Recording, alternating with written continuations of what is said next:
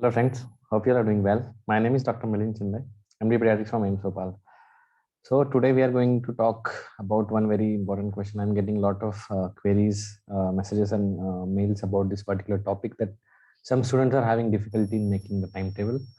So still in my last videos, I have explained about in detail how to make a timetable, but there are students who are attending live classes, plus students who are studying, from directly from the notes, and they have a whole day at whole day to study. So how can they plan their study? So I'm just going to give a small example in this small video. Also at the end, I'm going to talk about the 90 minutes sleeping rule. If you are feeling tired at the end of if you are feeling tired whenever you wake up in the morning, you feel tired or you don't feel energetic, then you can try this, and I hope that this will definitely help you. So guys, through this video series, my goal is not to teach you, but to make you think that how can you study smarter and work in a smarter way to get the highest yield. As I said in my last videos also, that these next few months are going to be the most important months, because this is the best opportunity, having NEET and INICET lined up one after another. So having a proper plan and sticking to it can definitely give you a better result. As Warren Buffett, who is a very famous investor, I said it in my last video also, famously said that an idiot with a plan can beat a man who has a talent but no plan. So we are going to make a plan which will definitely help you to manage our studies in this period. So I have divided this group into two categories. The first group is the students who are not doing any video classes. So students with notes, so who are just studying the notes. And the second group is students with video classes or live classes. Like they were also having difficulties in managing their timetable. And also I'm going to address there are questions about MCQs. Again and again, the same questions I'm getting about MCQs, like when to start solve MCQs, which time of the day should I give to solve MCQs, when should I solve grand test, how should divide my subjects. I have told in my previous videos also, but here I am going to give you an example that how you can plan your studies in a such a way.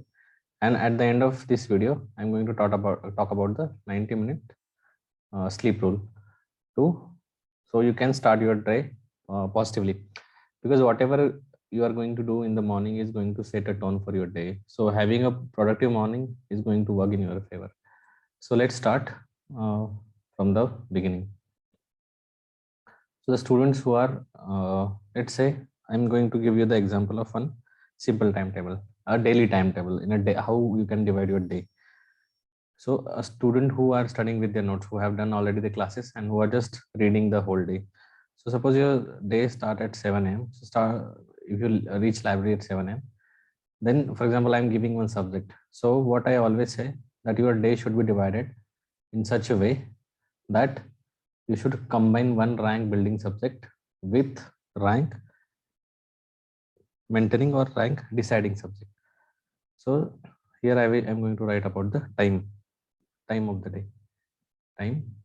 Then one, we are going to have a rank building subject, which we will couple with rank maintaining or rank deciding subject along with the MCQs. Okay. So let's say from 7 to 10 a.m. So this is a morning session. We are going to read about anatomy. Let's say start with the rank building subject, or let's say pathology. So you read about a rank building subject, because as I say that in the morning session, you are maximally productive. So read about the subject which has a higher yield. Then take a tea break, like for 15 minutes. As I say, taking break is important. You should not be strict on yourself. Don't force yourself. Now I'm going to just read. I'm not going to take break. You have to take breaks in between. So it's a small tea break you can take. Then from 10:15 till 1 a.m. again we're going to read patho, because as I said, this is the morning time. You are at your best. So try to cover this subject. Try to read. Stay focused. You have to read every line. You have to understand what is in between the lines. You have to register as much as possible. So reading for nearly 5 hours in a morning session is going to set a good tone for your day. Now at 1 sorry, 1 p.m. From 1 p.m. till 2 p.m. just have a good lunch, and this will serve you as a break also. Okay, so it's like a lunch break. You can take a half an hour lunch break also if you want, or 1 hour, depending on your own convenience. Then from 2 p.m. till 4:30 p.m. Now this is where you have to couple a rank maintaining or rank deciding subject. So for example, like medicine or orthopedics, you'll add here. Okay, from 2 p.m. till 4:30 p.m. Now at 4:30 p.m. you're going to have a nap. Why it is necessary? You have been reading now. If you calculate 70 to 3 hours plus something 2.5 plus 4.5, so around 7-8 hours you have been studying. So now your eyes need rest, your mind need rest, because you have to register and remember important points later. So nap here has become important. Even if you don't want to sleep, just go to your room. I mean, till 5:30, 1 hour. Go to your room, close your eyes and just lie down. Don't open your phone. Either switch off or turn your phone on silent. Do not use mobile phone even to read anything, because if you want your next hours to be productive, you have to take this rest. Now from 5:30 you start again. You can do till 7 p.m. Again, you read your medicine and ortho, which is a rank maintaining or rank building subject. So this will again you will have a continuity and you will cover a significant portion. Then from 7 p.m. till 9 p.m. Now here you can do the alternate. You have to solve the MCQs. Now this you can interchange. Either you can, like when you wake up, you are like, you are fresh. So if you want to read theory, you can go with the theory. Or if you want, like you are fresh and you want to see how is your judgment making, how are you doing in the MCQ solving. So you can solve MCQs also. It is not necessary that you have to do, but solving MCQs, having this in your timetable is important every day. Every day 2 hours of MCQs is must. Okay. Then at the end, 9 to 9:30, you can have your dinner. And from 9:30 till you sleep. Like if you are sleeping at 11 p.m., you can again read your patho. Okay. So you are reading 2 subjects in a day. One is pathology and another is medicine or ortho. Okay. So you are reading one rank building subject along with the rank maintaining or rank deciding subject. Now about MCQs. A lot of students ask whether we should solve the MCQs from the same thing. Like you are reading, suppose you are reading about inflammation in pathology. Should I solve the same MCQs? If you are reading SLE in medicine, should I solve the same MCQs? Now these have a very contradictory opinions. So I will share what I think and what my opinion is. See guys, we have 19 subject. So we have to invent a trick, or we have to work in such a way that we can remember a lot of things. Now the problem is, if you read the same thing and again read the same MCQs, it's the same thing. It is not going to add a lot of things to your knowledge, memory. So what I will advise, suppose if you have read anatomy 2 weeks back, here in your MCQ session, add anatomy and just solve anatomy question. This will help you in 2 things. One, it will also test how much you are able to recall what you read 2 weeks back, because when you will write exam, there will be some subject that you have already read 2 weeks back, because you cannot revise everything like day before exam. So it will help you to retest your recall power, and it will help you to register the things. Suppose for example, if you don't remember a topic, suppose there are a few questions you are not able to answer, so what you will do, you will take notes and you just open and flip through the pages. Sometimes even a glimpse is enough to re-register and remember everything that you have read. So that glimpse is done during these 2 hours. So that is my opinion, that don't solve the same MCQs, don't do the same thing. Even if you read pathology today and solve the MCQs today, after 2 weeks you are anyways going to forget, and next time you are going to read the same chapter and the same thing is after 1.5 months. So that is a huge time between 2 subjects. So that is going to cause a significant problem with the memory, and you are going to have a lot of difficulty in recalling this subject. So I have given I have framelined this kind of timetable. Now there is a particular now we have a second group who are going for the video classes.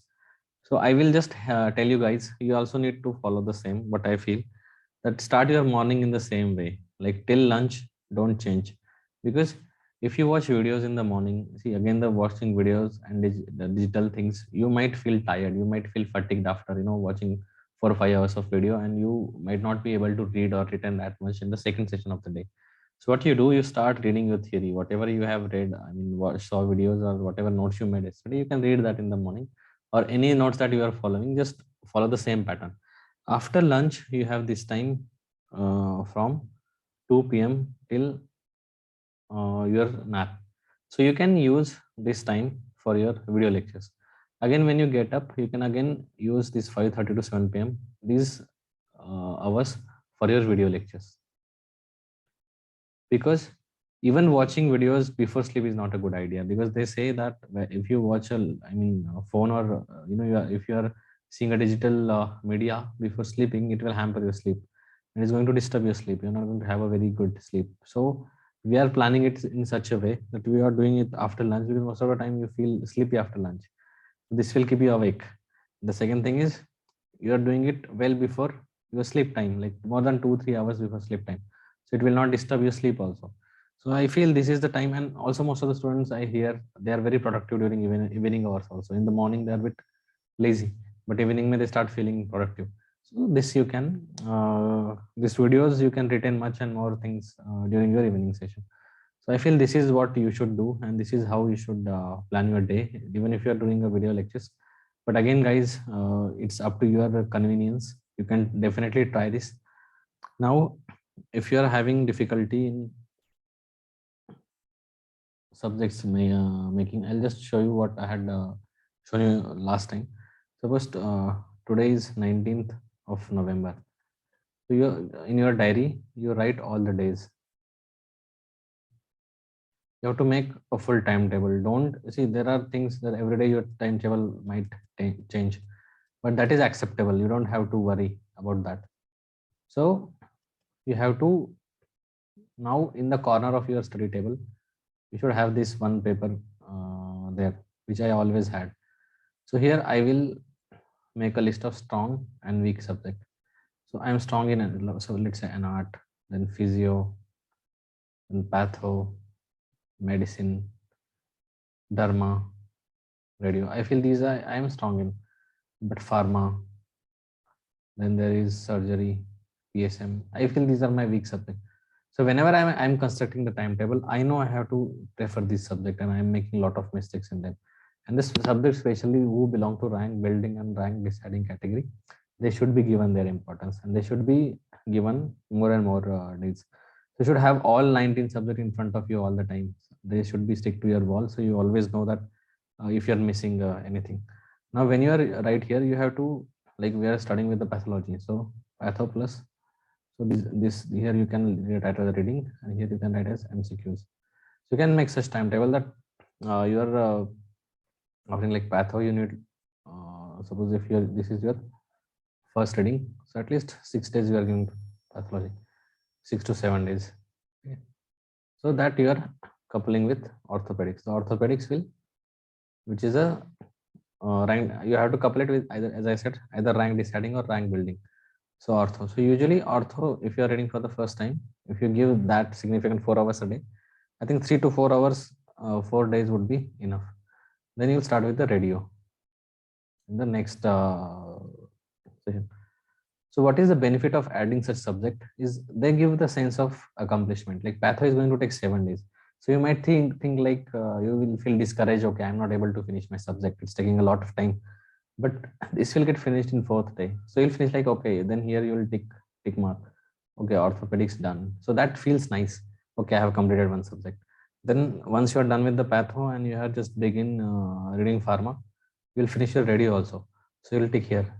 So that gives a sense of accomplishment, because as I told you, it's going to be a very tough task. It is going to be a very tiring task studying for next 3-4 months. So this is how you have to keep yourself motivated, and this will definitely is going to help you. So this is how you plan a timetable for all subjects. And for MCQs, as whatever you read in the last, like I read anatomy in the last, so give 5 days to anatomy or 6 days to anatomy, and solve MCQs from anatomy every day 2 hours for this day. Okay. So you can and go through everything. So this will help you in revising. And as I told you that my teacher used to say that changing the subject is the best way of not getting bored.